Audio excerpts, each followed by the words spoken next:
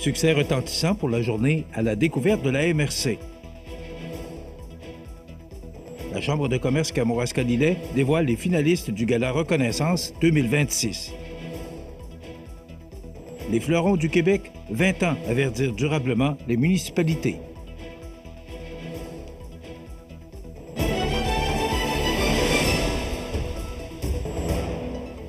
Mercredi 28 janvier 2026. Bonjour mesdames et messieurs et bienvenue à votre bulletin d'actualité sur le réseau de télévision CMA TV. La MRC de Montmagny dresse un bilan très positif de la journée à la découverte de la MRC, tenue le 23 janvier dernier à l'Espace citoyen. Organisé dans la foulée des élections municipales de novembre dernier, l'événement visait à accueillir les nouveaux élus municipaux et à renforcer les liens entre les 14 municipalités du territoire et l'organisation supramunicipale.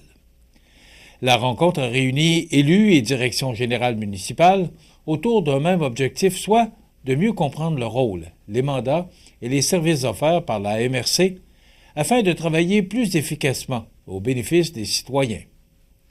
Chaque municipalité était représentée par la mairesse ou le maire siégeant au conseil de la MRC, accompagné d'un ou deux membres du conseil municipal, ainsi que de la direction générale.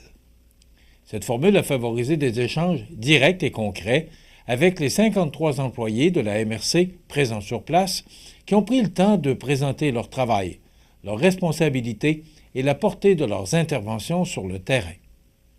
Une occasion privilégiée de démystifier une structure, parfois perçue comme complexe par les nouveaux élus.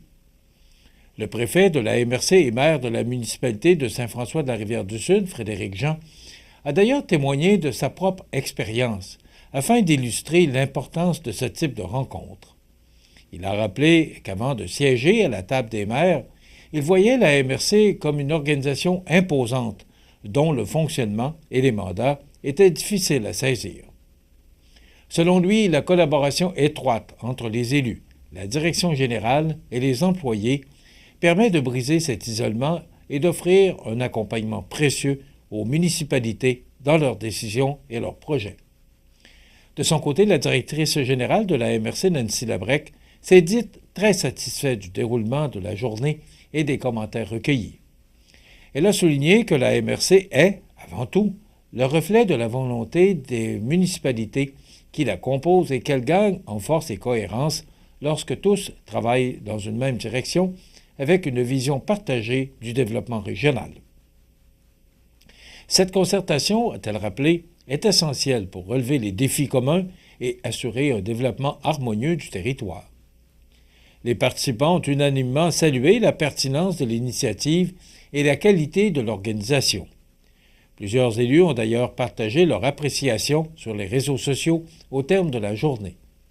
L'exercice s'est également révélé bénéfique pour l'équipe interne de la MRC, permettant aux employés de mieux comprendre les mandats de leurs collègues et de renforcer la collaboration interservices. Ensemble, cette journée a confirmé que l'union des forces demeure un levier incontournable pour le développement régional et le bien-être des communautés locales. Une expérience appelée à être répétée dans l'avenir. La Chambre de commerce Kamouraska-Lillet a levé le voile sur les finalistes du Gala Reconnaissance 2026 qui se déroulera en fin de semaine, un rendez-vous annuel très attendu qui met en valeur le dynamisme entrepreneurial des MRC de Kamouraska et de Lillet. La grande soirée se tiendra le 31 janvier au Centre Bombardier de la Pocatière en présence de plus de 180 gens d'affaires et partenaires du milieu. Cette année encore, les nombreuses candidatures reçues témoignent de la vitalité, de l'innovation et de l'engagement des entreprises de la région. Les finalistes ont été sélectionnés par un comité indépendant composé de spécialistes du milieu des affaires et du développement économique, garantissant un processus rigoureux et équitable. Dans la catégorie développement durable, Arbre Évolution, bar laitier Chouinard et ferme Prairieur, toutes établies à Saint-Jean-Port-Joli, se démarquent par leurs pratiques responsables.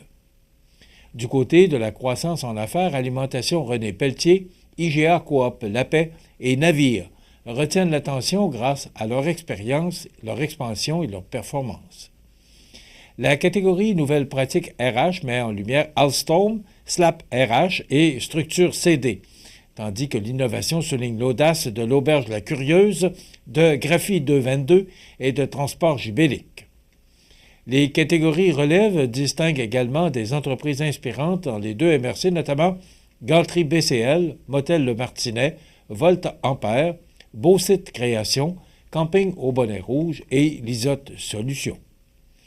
Le prix de la personnalité de l'année sera disputé par Denis Leblanc, Jessie Lemieux de Mallette et Kevin Lacombe, directeur du magasin Coop IGA La Paix de Saint-Jean-Port-Joli, trois figures marquantes du milieu des affaires régionales.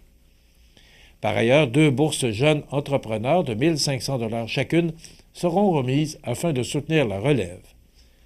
Pour la MRC de Kamouraska, les finalistes sont Israël Saucier, Maggie Caron et Samuel Dionne. Dans la MRC d'Illet, Gabriel Duval, Jean-Sébastien Fournier et Mélanie Brousseau sont en lice.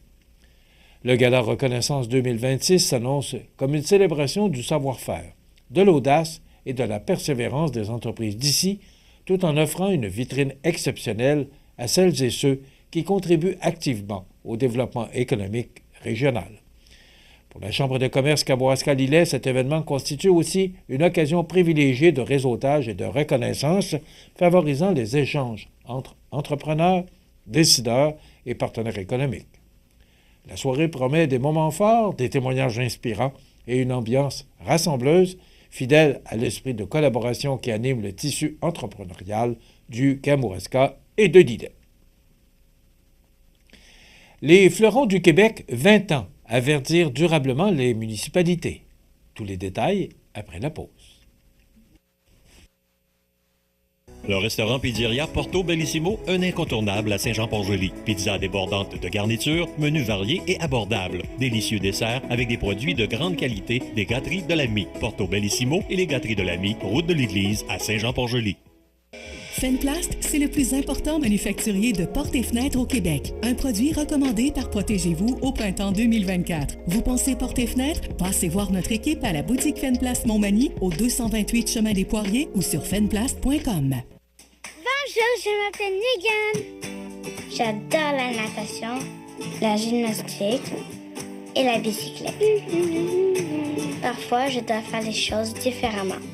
C'est l'association des amputés de guerre qui me donne les prothèses dont j'ai besoin pour faire mes activités préférées. Tout ça est possible grâce à la générosité du public. En donnant aux amputés de guerre, vous aidez les enfants amputés comme moi. Merci! Vous regardez C'est ma TV, le réseau de l'information sur la Côte-du-Sud. Les fleurons du Québec célèbrent cette année un jalon important de leur histoire en soulignant leur 20e anniversaire, marquant 2 décennies d'engagement au service du verdissement des municipalités québécoises. Depuis leur création, le programme a accompagné des centaines de villes et villages dans l'amélioration de leur aménagement paysager, contribuant directement à la qualité de vie de millions de citoyens partout au Québec. Fondé en 2005 par un regroupement d'organisations municipales, horticoles et gouvernementales, les Fleurons du Québec ont connu un départ remarqué. Dès la première année de recrutement, en 2006, 103 municipalités ont adhéré au programme, représentant alors 1,8 million de citoyens dans 16 des 17 régions administratives. Cette mobilisation équivalait à près du quart de la population québécoise, un succès révélateur de l'intérêt pour le verdissement des milieux de vie. 20 ans plus tard, le programme est désormais présent dans 308 municipalités réparties sur l'ensemble du territoire québécois, rejoignant plus de 40 % de la population. Au fil des années, plus de 2164 visites de classification ont été réalisées. Cette évolution s'est traduite par une progression notable de la moyenne de classification, passée de 2,6 à 3,9 fleurons, témoignant d'efforts soutenus et concrets. Sur le territoire, cette amélioration se manifeste par des aménagements plus diversifiés, un choix de végétaux mieux adaptés aux environnements, l'élimination d'espèces envahissantes et l'adoption de pratiques d'entretien durable. Les municipalités les mieux cotées ont verdi l'ensemble de leur territoire, incluant des parcs, écoles, stationnements et zones commerciales, tout en misant sur la pérennité des infrastructures vertes. Au fil du temps, la grille d'évaluation s'est enrichie pour intégrer des critères liés au développement durable, à la biodiversité, à l'agriculture urbaine, à la protection des arbres et à la lutte contre les plantes nuisibles. Le programme offre également des formations spécialisées afin de soutenir les équipes municipales dans leur démarche. Pour souligner cette évolution, les Fleurons du Québec dévoilent une nouvelle identité visuelle et adoptent une signature renouvelée. L'indice de verdissement des municipalités. Une refonte qui reflète la volonté de l'organisation de se positionner comme un véritable moteur de transformation territoriale. Un nouveau site Web sera d'ailleurs lancé à l'été 2026 afin de faciliter l'accès aux outils et à l'information pour les municipalités et les citoyens. Cette nouvelle étape confirme l'importance d'actions collectives pour bâtir des milieux de vie résilients, verts et attrayants au bénéfice des générations actuelles et futures partout au Québec, ensemble. La communauté de Saint-Aubert dans la MRC de Lillet a récemment souligné un anniversaire tout à fait remarquable, alors que Mme Gertrude Robichaud a célébré ses 104 ans. Malgré le froid mordant, la jubilaire a réuni sa grande famille dans un restaurant de la région, entourée de proches venus marquer l'événement. Née le 28 janvier 1922, Mme Robichaud est la matriarche d'une impressionnante lignée de 125 descendants, soit 8 enfants, dont 7 sont toujours vivants, 37 petits-enfants, 76 arrière-petits-enfants et 4 arrière-arrière-petits-enfants. Épouse de feu M. Ulrich Pelletier, elle fait partie de l'une des grandes familles de Saint-Aubert établies depuis longtemps dans le rang des jumeaux Pelletier. Aujourd'hui résidente de la Maison du Fleuve à Sainte-Eugène, Mme Robichaud impressionne par sa lucidité. Elle demeure attentive à l'actualité et échange avec ses proches sur les enjeux du monde actuel. Le maire de Saint-Aubert, François Diguay, a tenu à saluer sa présence inspirante, son esprit vif et son sens de l'humour au nom de toute la communauté. Nous souhaitons joyeux anniversaire, Mme Robichaud, 104 ans aujourd'hui.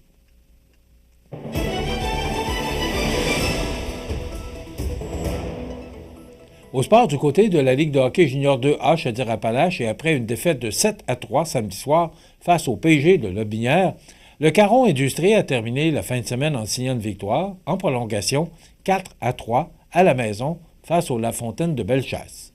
Les marqueurs pour l'équipe manimontoise sont Mathis Boucher, Félix Lavoie, Charles-Étienne Lemelin et Brian Chabot, qui a compté le but vainqueur en prolongation.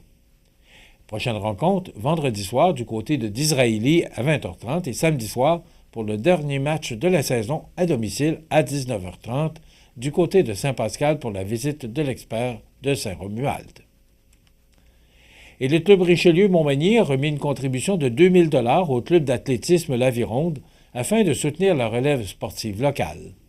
Le chèque a été remis par Danny Fortin, vice-président aux œuvres du club Richelieu-Montmagny, à Hugo Canuel, le président, ainsi qu'à Frédéric Talbot. La somme provient d'un bingo spécial tenu au profit de l'organisme.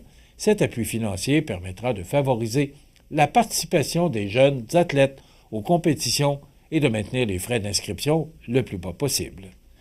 Le Club L'Avironde œuvre au développement et à l'entraînement d'athlètes appelés à performer au niveau régional, provincial et national, reconnus publiquement. Voilà ce qui complète votre bulletin d'actualité de ce mercredi, le 28 janvier 2026, dans un moment, des prévisions de la météo. Et le menu de cette émission du mercredi 28 janvier, dans un instant, vous présente la chronique culturelle avec Marie-Ève Lamonde des Arts de la Scène et Audrey Saint-Pierre nous fera part de ses trouvailles chez Tardy Électronique à Cap-Saint-Ignace. Bien sûr, il y aura des commentaires d'actualité de fin d'émission suivis des avis de décès. C'est le menu de cette émission du mercredi 28 janvier. Je vous souhaite donc une belle journée froide à notre antenne.